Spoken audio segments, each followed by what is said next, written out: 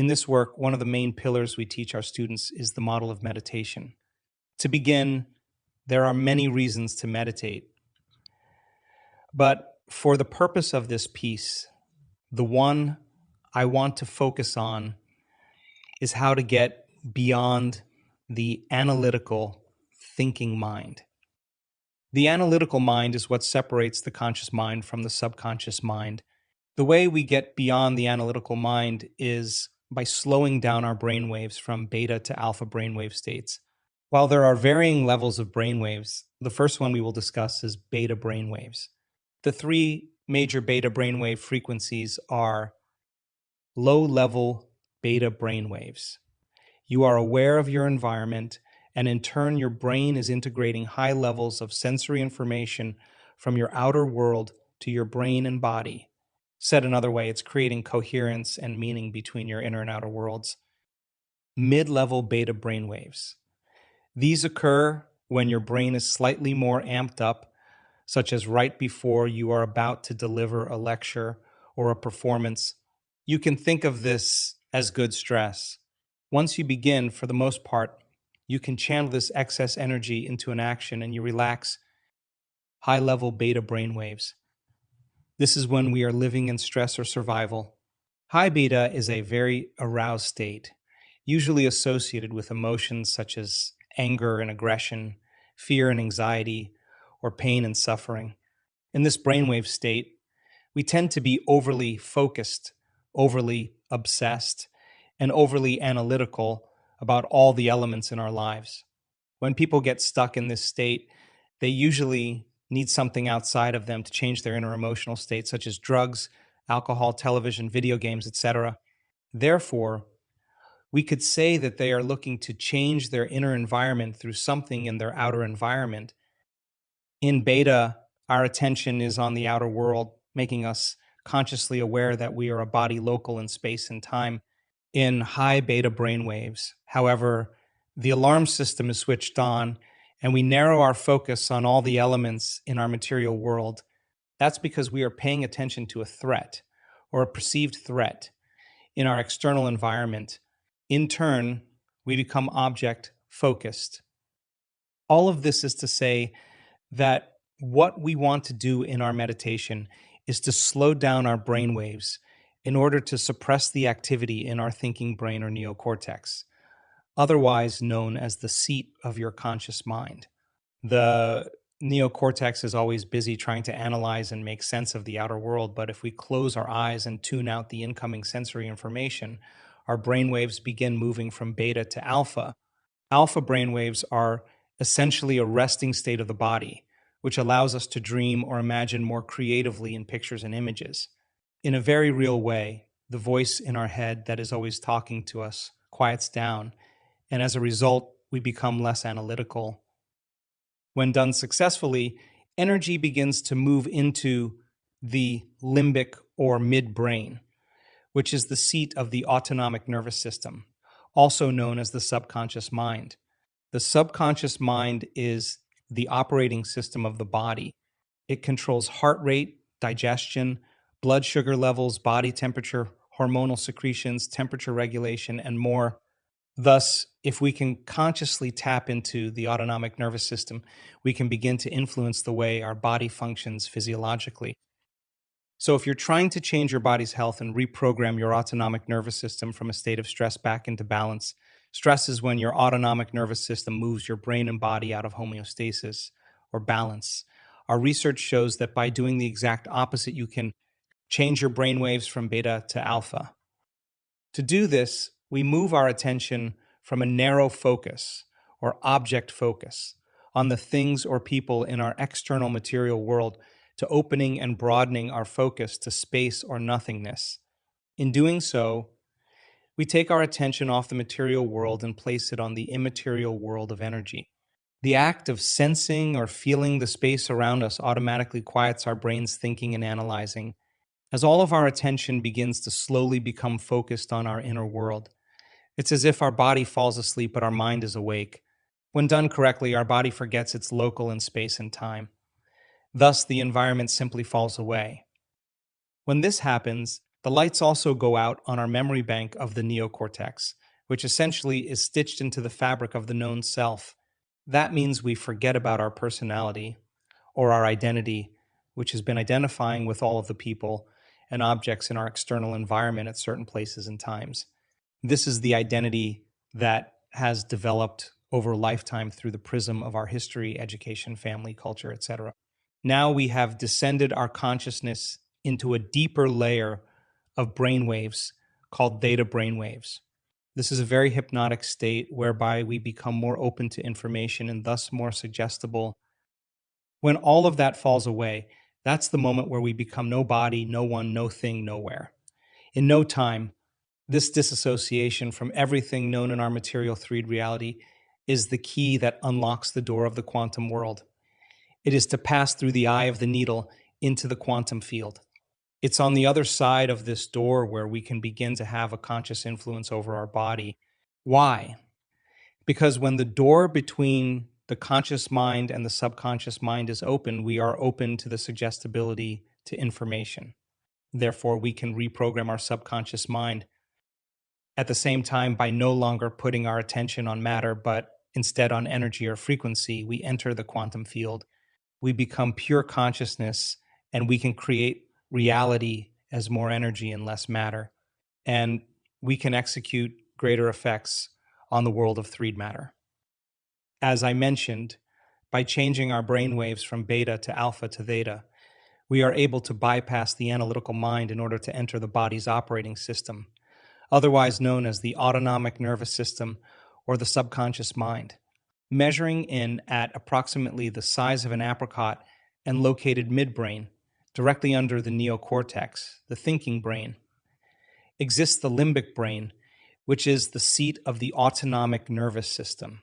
When we can consciously enter the midbrain by slowing down our thinking and changing our brain waves, we can begin to influence, program our body in very specific ways.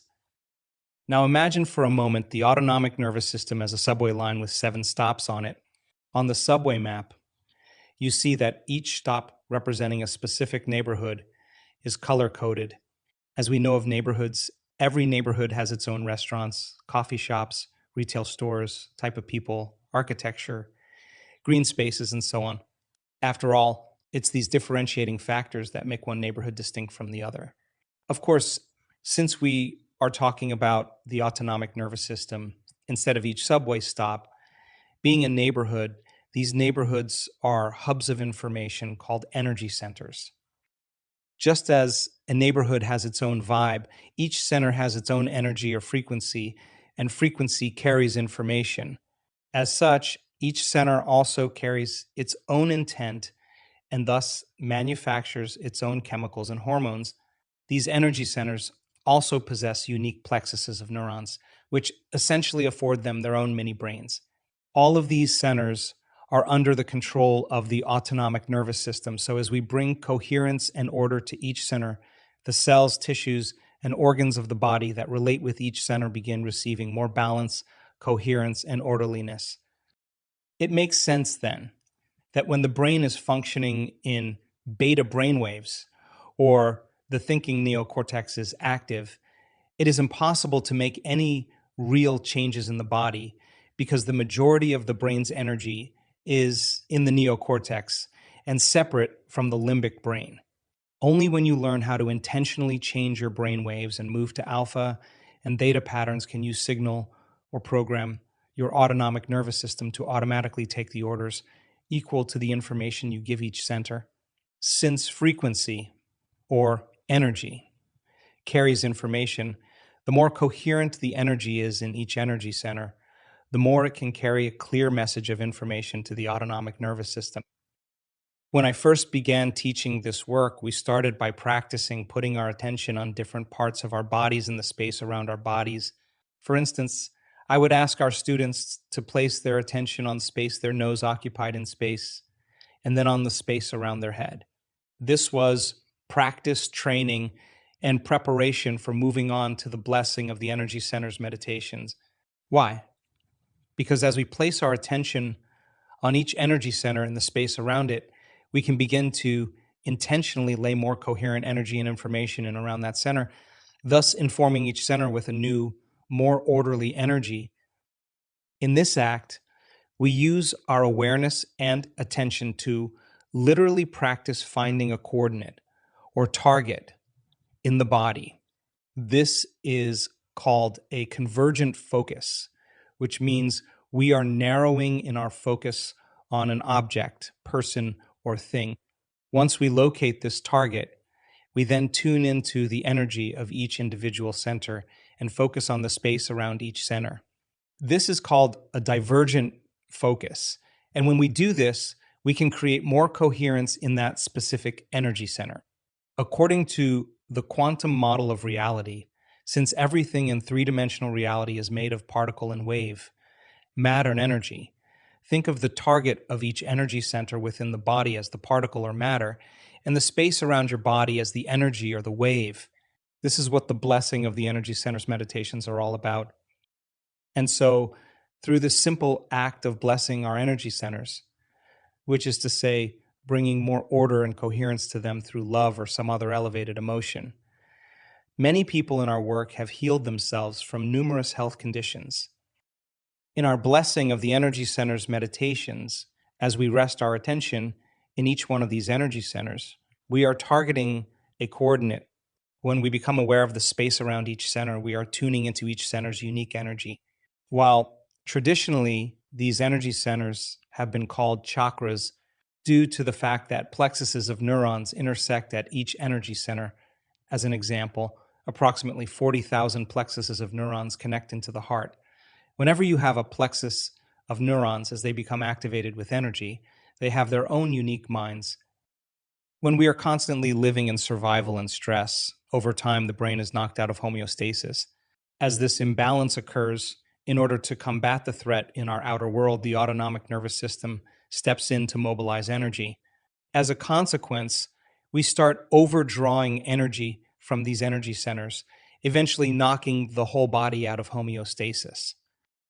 When we rest our attention in these centers, however, as we become aware of them and the space around them, because where we place our attention is where we place our energy, as we zero in on that coordinate with our attention, our energy flows there.